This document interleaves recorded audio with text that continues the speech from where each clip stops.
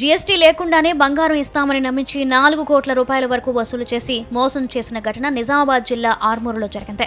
పట్టణానికి చెందిన బంగారు వ్యాపారులు రాళ్ల శ్రీనివాస్, ఆయన కుమారుడు విష్ణు తనకు బంగారం ఇప్పిస్తానని నమ్మించి 54 లక్షలు తీసుకున్నారని కోమన్పల్లి శ్రీనివాస్ పోలీసులకు ఫిర్యాదు చేశాడు. ఆ డబ్బులు తిరిగి ఇవ్వడం లేదని చెప్పాడు. బంగారం వ్యాపారులు పరారులో ఉండడంతో వారిని పట్టుకుని తీరుతామని పోలీసులు తెలిపారు. కోమన్పల్లి శ్రీనివాస్ ఒక ఫిర్యాదు చేయడం జరిగింది. ఇటు ఫిర్యాదులో కట్రోల్ శ్రీనివాస్ అతని కొడుకు విష్ణు బంగారం ఇప్పిస్తానని 54 లక్షల రూపాయలు తీసుకోవడం జరిగింది. అతను 54 లక్షల రూపాయలు తీసుకొని బంగారం ఇవ్వకుండా అతను అడిగితే బెదిరిస్తున్నాడని ఫిర్యాదు చేయగా దాని మీద కేసు నమోదు చేసుకొని దర్యాప్తు చేయగా విష్ణు బాంబేకి వెళ్ళి నింబూజ్ అనే వ్యక్తి దగ్గర పైసలు ఇచ్చి బంగారం ఇక్కడ ఆర్మూర్లో అమ్మేవాడు. ప్రస్తుతానికి నింబూజ్ అనే వ్యక్తి పరారీలో ఉన్నాడు. అతన్ని పట్టుకున్న తర్వాత పూర్తిగా రికవరీ చేయడం జరుగుతుంది.